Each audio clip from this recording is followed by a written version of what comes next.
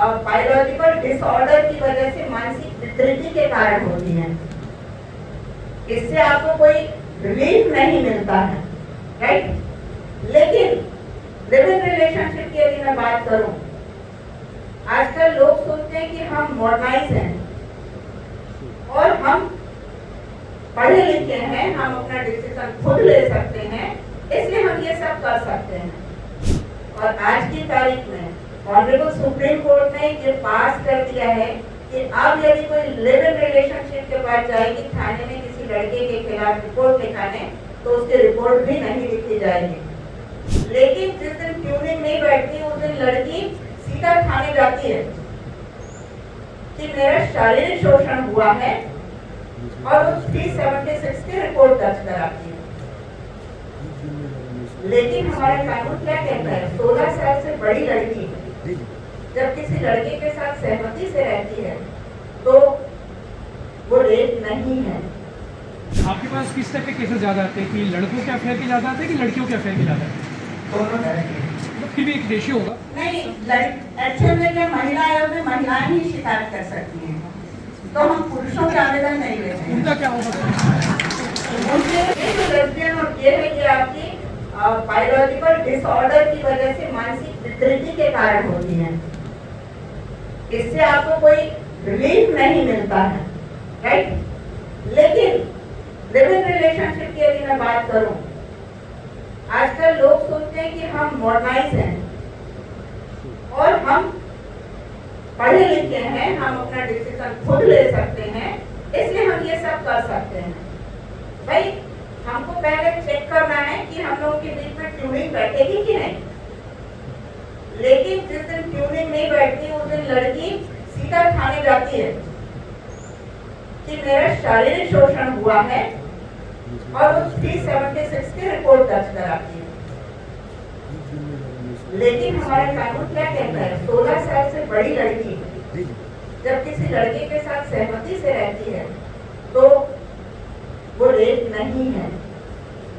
और आज की तारीख में ऑनरेबल सुप्रीम कोर्ट ने ये पास कर दिया है कि अब यदि कोई लिव इन रिलेशनशिप के बाद जाएगी थाने में किसी लड़के के खिलाफ रिपोर्ट लिखाने, तो उसकी रिपोर्ट भी नहीं लिखी जाएगी। और यदि रिपोर्ट लिखी गई है पहले और केस चल रहा है कोर्ट में, तो सजा भी नहीं होती है। तो अपने दिमाग का कचरा सब लड़कियों को निकाल देना चाहिए और आप अपने सोशल मीडिया में ऐसे लोगों को क्रिटिसाइज करो, उनको समझाओ। मैं आपको एक सिंपल एक एग्जांपल देती हूँ क्योंकि क्वेश्चन ऐसा निकला है। मेरे पास एक लड़की क्या कहूँ, आधे उम्र की महिला आई थी, 38 साल की थी, MBA पढ़ी थी। 32 साल का लड़का, वो भी MBA था।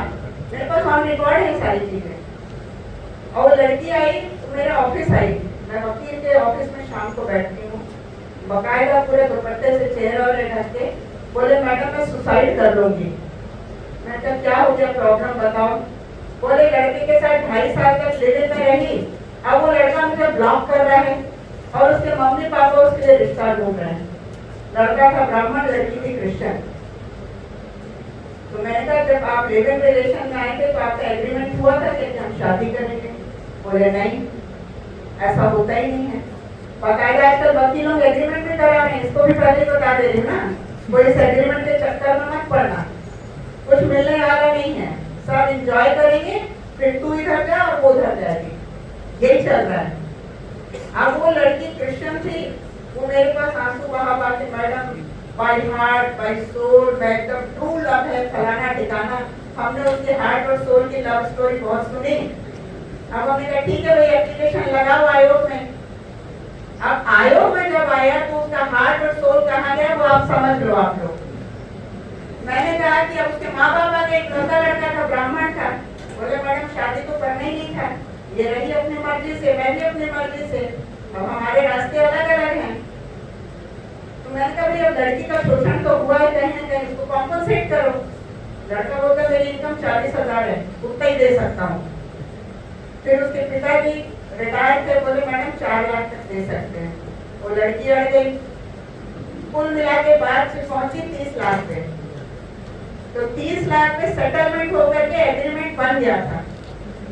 अब लड़की को जब लगा कि 30 लाख मिल रहा है तो दूसरे दिन किसी ने उसे सलाह दी कि तुम 2 करोड़ मांगो।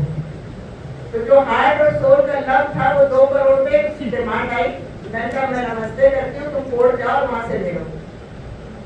तो ये रहा लिव इन रिलेशनशिप का नतीजा। और मैं इस स्टोरी को इसलिए बताती हूँ ऐसे स्टूडेंट के बीच में कि कई लोग आपके दिमाग में ऐसा कचरा भर सकते हैं, तो इससे बच के रहना। आपके मम्मी पापा आपके दुश्मन नहीं है, आपके टीचर और फ्रेंड आपके दुश्मन नहीं है, परंतु जो आपको मिसगाइड कर रहा है, जो आपको सोशल मीडिया पे कुछ इस तरीके की चीजों के लिए भड़का रहा है, बहका रहा है, उसको तुरंत ब्लॉक करो और उससे अलग हो जाओ। इसी में भलाई आपकी। 5 मिनट का बस एक आध क्वेश्चन और लूंगी क्योंकि मेरा टाइम पूरा, फिर मैं उसको आगे बताऊंगी। कोई चीज ऐसी नहीं है।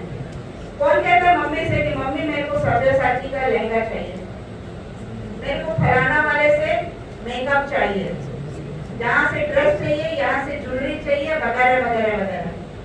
तो माँ बाप शादी के समय लड़की के सारे शौक पूरे कर देते हैं, क्योंकि हमारे यहाँ मानते हैं कि लड़की के पीछे शादी में खर्चा करना वन टाइम इन्वेस्टमेंट है। माँ बाप की मानसिकता नहीं होती है इक्का दुक्का को छोड़ दो कि लड़की को प्रॉपर्टी में हिस्सा दिया जाए, राइट।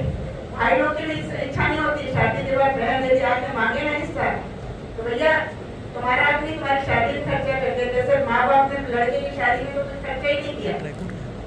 ये दोनों मानसिकता, लैंगिक असमानता पे बात कर रही हूँ। बेटा ये शो करता है कि उसकी शादी में जो खर्चा हो उसका अधिकार है, पर बेटी की शादी में जो दे दिया माँ बाप ने वो पूरा दहेज उसको दे दिया, तो वो उसका हक है, उसको प्रॉपर्टी में हिस्सा देने की आवश्यकता नहीं है। और दहेज की डेफिनेशन लड़कियों को जानना बहुत जरूरी है। दहेज की सामान्यता की लंबी बात होती तो हम पूरा पूछते आपसे, दहेज किसको कहते हैं? लोग कहते हैं जो शादी में दिया वो दहेज है। नहीं, शादी में जो दिया जाता है गिफ्ट है, अनलेस अनटिल मांगा ना जाए।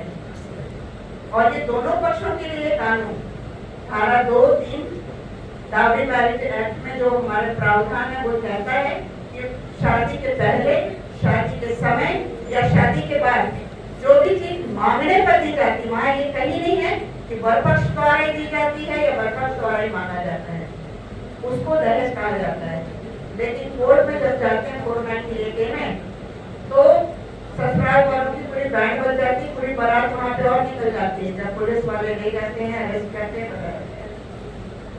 तो ये जो बात आपने कही थी कि ये मालूम होना चाहिए, और इसलिए जिनके पास जॉब नहीं है, फंड नहीं है, भूल कर भी शादी ना करें। बेहतर है आप सन्यासी का जीवन जिए, ठीक है? ये गलती बिल्कुल ना करें। क्यों? क्योंकि लड़की को आपसे मेंटेनेंस पाने का राइट है। अभी जो कुछ सुप्रीम कोर्ट, हाई कोर्ट के डिसीजन हुए हैं जिसमें ये कहा गया है कि यदि लड़की कमाती है तो अपने पति को भी मेंटेनेंस देगी, अपने सास ससुर को भी मेंटेनेंस देगी, परंतु इन जनरल इसका कोई उपयोग नहीं करता। दोनों के सवाल ले लेते हैं सब चीज। आप महिला आयोग से अध्यक्ष हैं। हाँ, आपके पास किस टाइप के केसेस ज्यादा आते हैं कि लड़कों के अफेयर के ज्यादा आते हैं कि लड़कियों के अफेयर के ज्यादा आते हैं? दोनों तरह के। फिर भी एक रेशियो होगा। नहीं, एक्चुअल में क्या महिला आयोग में महिलाएं ही शिकायत कर सकती हैं, तो हम पुरुषों के आवेदन नहीं लेते हैं। उनका क्या होगा? उनके पुरुष आयोग की डिमांड है, पर शासन ने अभी तक पूरा नहीं किया है। पति भी प्रताड़ित होते हैं। हाँ, 100% होते हैं। बाकायदा इनके संघ बने हुए हैं, पति पीड़ित पतियों का संघ। तो सोशल मीडिया के माध्यम से उसको हाईलाइट करें। मैं पत्रकार हूँ तो मेरे पास ऐसे पति बहुत आते जी, हैं।